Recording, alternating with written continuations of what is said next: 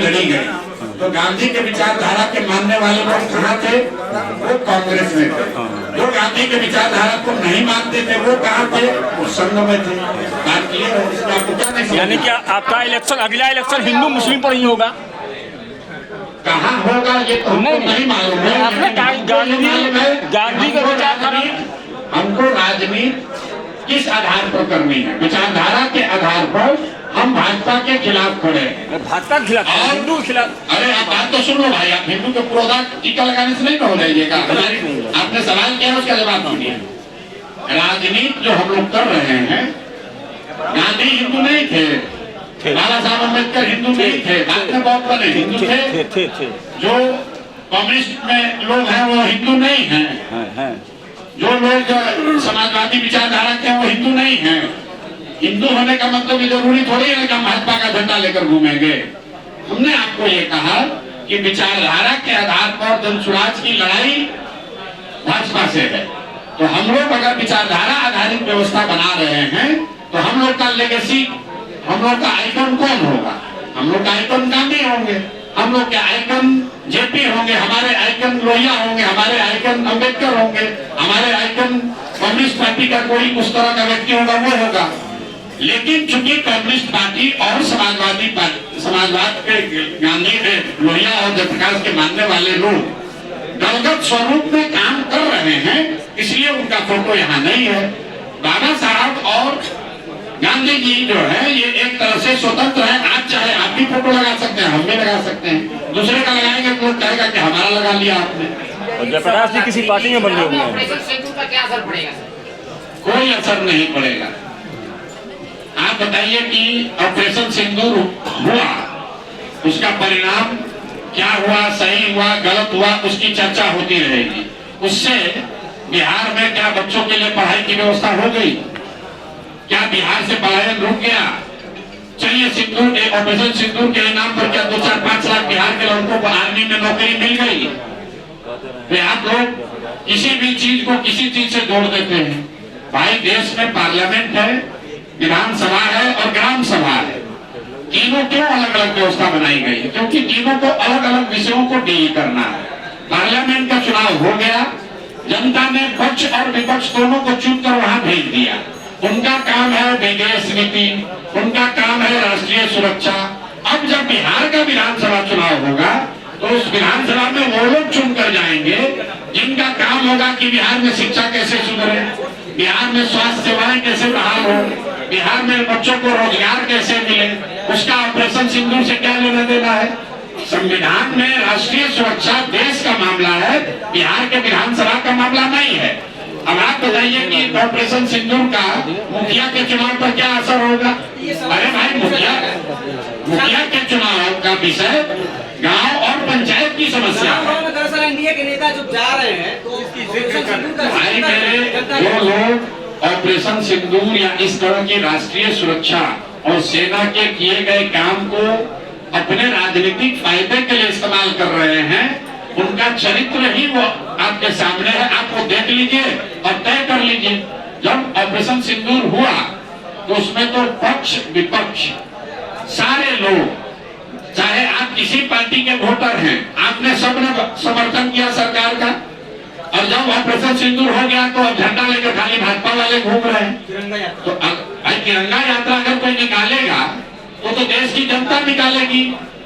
देश की जनता ने समर्थन किया था, तो जब लड़ाई लगी तो देश की जनता, और जब लड़ाई खत्म हुई तब उसका तिरंगा यात्रा पर एक अधिकार भाजपा वाले ने कर लिया, नया तरीका बना लिया है। प्रशांत किशोर जी मोदी जी 29 को आ रहे हैं तो आपको सूचित कर दें कि आपके टैक्स के पैसे से 2-4-10 लाख रुपया आपका और मोदी जी के सुरक्षा पर और मीटिंग पर खर्चा होगा। क्योंकि मोदी जी जितने बार बिहार आते हैं तो बिहार को क्या देते हैं नहीं देते हो तो बाद में गणना होगी। आपके हमारे पैसे से यहाँ आ रहे हैं क्योंकि प्रधानमंत्री हैं। अभी मधुबनी में आए थे, पूरे राज्य के पंचायत से जुड़े हुए नेताओं को इकट्ठा किया गया, करोड़ों रुपया बिहार सरकार का खर्चा हुआ। आप मुजफ्फरपुर में अपने डीएम से जाकर पूछिएगा कि कितना रुपया आप लोग आरटीआई लगाइए, कि कितना रुपया लगाकर मुजफ्फरपुर से चुने हुए प्रतिनिधियों को मधुबनी के सभा में ले जाया गया। और मधुबनी में उन्होंने घोषणा क्या की? मधुबनी में मोदी जी ने घोषणा की, देखिए ऊपर वाला भी है, उनके मुंह से निकला क्या कि सहरसा कहना चाह रहे थे, सहरसा का प्रोनाउंसिएशन गलत कर दिए, लेकिन कहना ये कहा उन्होंने ये कि सहरसा से गुजरात और महाराष्ट्र जाने के लिए नई वंदे भारत ट्रेन चलेगी ताकि श्रमिक परिवार, ध्यान दीजिए, श्रमिक परिवार के बच्चों को जाने में सुविधा हो। और यहाँ पत्रकार और लोग, हम लोग ताली बजा रहे हैं कि मोदी जी वंदे भारत देकर गए। वंदे भारत किस लिए दिए है कि आपका हमारा बच्चा यहाँ मुजफ्फरपुर से, मधुबनी से, दरभंगा से मजदूर बनकर जाएगा गुजरात में काम करने, तो फैक्ट्री लगेगा गुजरात में, और आपका हमारा बच्चा जाएगा ट्रेन में बैठ के वहाँ मजदूरी करने। अब बिहार के लोगों का मत मारा गया, हम लोग ताली बजा रहे हैं कि 4 गो नया ट्रेन खुला है। आप कभी ये सुने हैं कि मोदी जी गुजरात में ये कहे हो कि भाई गुजरात से एक ट्रेन खुलेगी जिससे गुजरात के बच्चे जाएंगे तमिलनाडु, महाराष्ट्र में काम करने? अगर मोदी जी ये कह दें तो गुजरात में एक आदमी वोट नहीं देगा। लेकिन बिहार में तो राजनीति इसे पर है कि हमको 2 और ट्रेन खुल जाए ताकि हम लोग के बच्चे जानवर की तरह बैठ के यहाँ से जाए मजदूरी करने। अरे भाई, अंग्रेज भी यहाँ से रेलवे लाइन लगाया था। काहे लगाया था रेलवे लाइन? यहाँ से कॉटन और सारा सामान कोयला ढोल के ले जाए। अंग्रेज भी पहले जहाज चलाता था। आपके हमारे बिहार के कितने पूर्वज गए हैं मॉरिशस, फीजी, जाकर वहाँ मजदूर बनकर मसाला का खेती करने।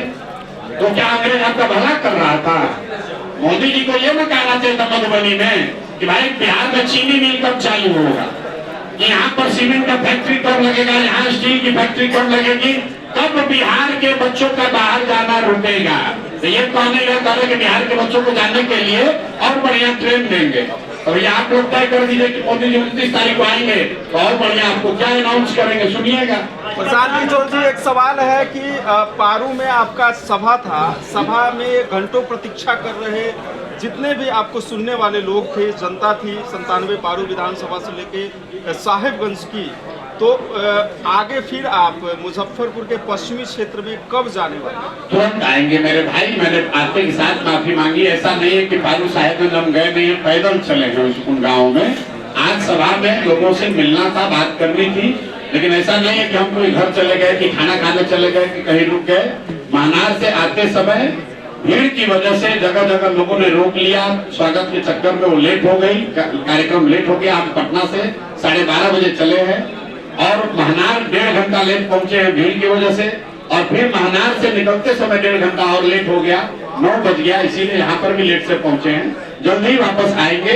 और वैसे भी जब बिहार बदलाव यात्रा के दौरान आएंगे तब तो फिर से हर विधानसभा में यहाँ पर 2 दिन रहेंगे। ये यात्रा है क्या? बिहार बदलाव यात्रा है क्या आखिर में? जनता बिहार बदलाव यात्रा तो आपको शुरू में बताया कि जो आज से 50 साल पहले जेपी ने संपूर्ण क्रांति और व्यवस्था परिवर्तन का नारा दिया, जिसके तहत पूरे देश में सत्ता और कई जगह व्यवस्था का परिवर्तन हुआ। बिहार में आज तक वो परिवर्तन नहीं देखा, वो बदलाव नहीं देखा। तो बिहार की जनता को जाकर ये बता रहे हैं कि ये बदलाव के लिए आपके पास सही समय है। 5 महीने के बाद चुनाव है। एक बार अपने बच्चों के लिए जाति धर्म से ऊपर उठकर, नाली गली से ऊपर उठकर, भारत पाकिस्तान हिंदू मुसलमान छोड़कर एक बार बिहार में बच्चों के पढ़ाई रोजगार के लिए वोट दीजिए, नई व्यवस्था बनाने के लिए वोट दीजिए। यही संदेश लेकर जा रहे हैं।